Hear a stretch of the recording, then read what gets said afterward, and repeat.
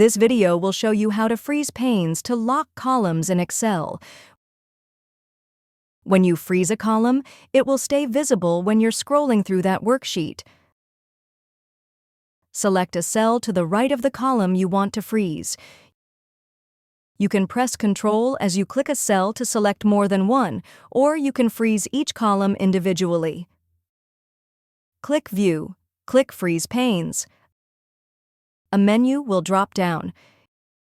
You have options to freeze specific panes or freeze the first column and row. Click Freeze Panes. This will freeze the panes in the columns next to what you have selected. If you found this video helpful, please click the like button and subscribe to our channel for even more helpful tutorials.